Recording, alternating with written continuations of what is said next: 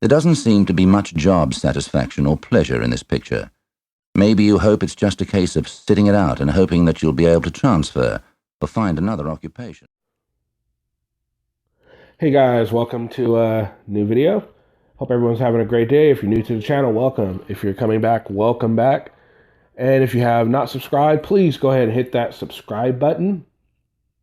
All right, so today we're doing an Auditor Bits video. And I want to start this off with a little news now, Patrick, because as we all know by now, Patrick's channel has been shut down. I wanted to just put his name in the YouTube search and, do a search for this channel and just, I want to see, because it feels good to put in his name and find out that there is no channel for him. So let's go ahead and do that real quick. News. Oh, there we go. So News Now Patrick. Look, guys, nothing. No News Now Patrick. Now, we all know that he is, of course, on his girlfriend's channel. So he's not completely gone. He's still around. He's still out there with Josh and all that good stuff. But that's a step in the right direction. His channel was removed. YouTube finally decided to do something about it. And I'm assuming if he tries to put one up again, which is probably why he hasn't, he's just going to get removed again. So just wanted to start off with that, a little bit of good news. So let's go ahead and let's clap for that. Just wonderful, right? Bravo, YouTube. Bravo. Now we just need to get Josh's channel to be done like that, and that would be fantastic. Don't you guys agree? All right, guys. So next, I wanted to show an article that I found the other day. It was quite interesting. It's right here. It's titled "Local Libraries Warn to Watch for Activists Looking to Score on YouTube." Now, we all know that there are some auditors out there that like to call the police on themselves. Like to call the police on themselves, and it should go without. It shouldn't be too surprising to know that they call local places that they go to and let them know that they are coming, which what this article pretty much is all about. And let's go ahead and...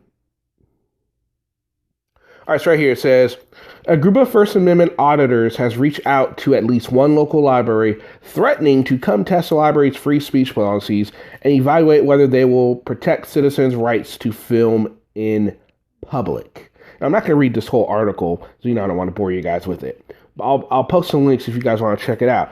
So pretty much they're saying, hey, look, we're going to come out there and, do all this. And there's more to it said. Hold on, let me find it for you guys. Okay, now there's a guy here who said, all right here, he says, this guy is, the Gutterman guy is saying that the auditor's actions aren't really doing anything to preserve anybody's rights. And he goes and says, I'm all for keeping government officials accountable, even librarians, he said, but I'm not quite sure what the value is of some of this. I understand recording in cases of abuse or corruption or police brutality, even public meetings where there's real public discourse. I like to see them do stuff like that. Go to a city council meeting or school board meeting where there's an important watchdog function. I've been saying this for a while, and there's been a lot of other people have been saying this for a while. I would like to see them do a lot more where there is going to actually be some good come out of it, not just for YouTube clicks, which it seems a lot of them are doing it for. So this guy's pretty much echoing what myself and probably a lot of you were thinking too. Do something that's actually going to help change if you're going to do something like this. All right, so in this same library, there was an article written in the American Libraries Magazine where it said, I'll just read it. It said, American Libraries Magazine wrote a feature story on the trend of First Amendment auditors for its January issue.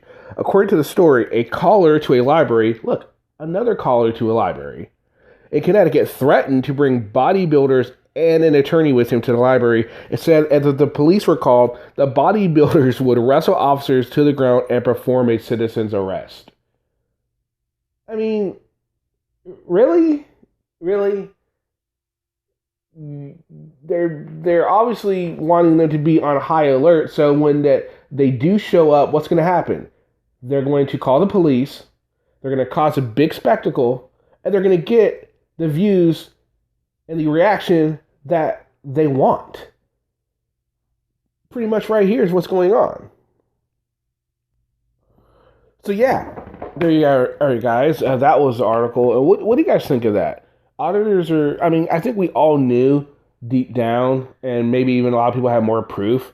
There's more proof. I'm sure there's more proof out there that they are not only calling the police on themselves, when they're at the site, but now they're calling the site to let them know that they're going, even though they want you to assume, think, oh, we're keeping it secret because we don't want, we don't want to give them some sort of warning that we're here, some heads up. When a lot of them themselves are calling, giving them a heads up and saying that they're going to bring a bunch of weightlifters and they're going to wrestle cops and arrest them in oil and vinegar and all that stuff. Just ridiculous. Utterly ridiculous.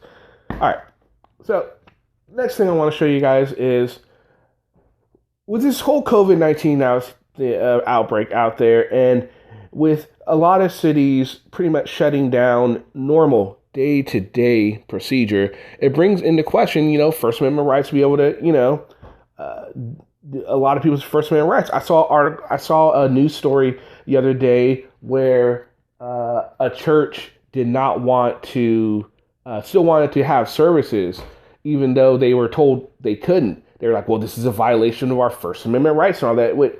And so, they are fighting the city and trying to make sure that they were able to, still do their services and all that. The city ended up shutting them down.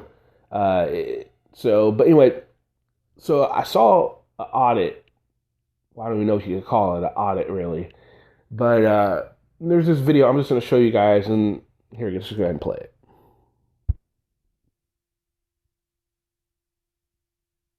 How's your videotaping going? It's going well. You guys doing anything essential today? Yep, we are. I don't think so. We are. I don't think so.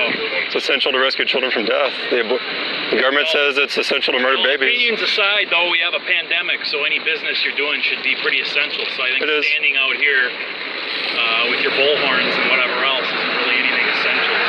So we think it's essential because they're murdering babies. We're going to be asked to move along. Well, the First Amendment says we can stand here. Does the First Amendment say anything about a pandemic? Did you read doesn't give any exceptions for a pandemic. Okay, so I'm not here to argue. Well, good. Then we don't want to argue. And you're free to go. But we are. What's that? And you're free to go. Don't tell me what I'm free to do. Well, you're telling us to move along. We're going to stay right here. We have a First Amendment that says we can stand right here. We're not doing anything essential. So we are. Have you paid attention to the news or anything? Or sure, no? I have. Oh, you have? And I've read what's been on the news? And I've read the governor's order. What's the governor's order been? We have coronavirus that affects less lives than the flu. Right. Well, I'm not arguing the point of that, but I'm arguing what the law is and what we're supposed to do. So law says we can stand on the public sidewalk and speak our minds. Today it does not. The First Amendment does. The Constitution does. So according to the order, then people can just go walk up and down the street. They can go shopping. Yeah, you can go for a walk. We aren't standing and gathering though. Like parks are closed. Wouldn't you think on a First Amendment you could go to a park? People can go to parks. People can go somewhere and exercise. Wouldn't you think you could do that? But they're closed right now though.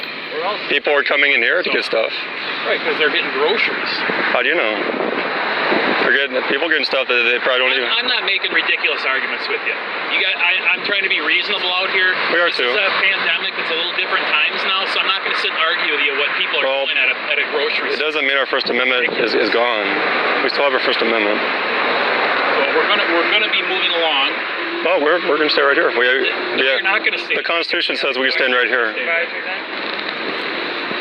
Yeah, I'm gonna move you along then. Sure. Okay, we need to speak to your supervisor.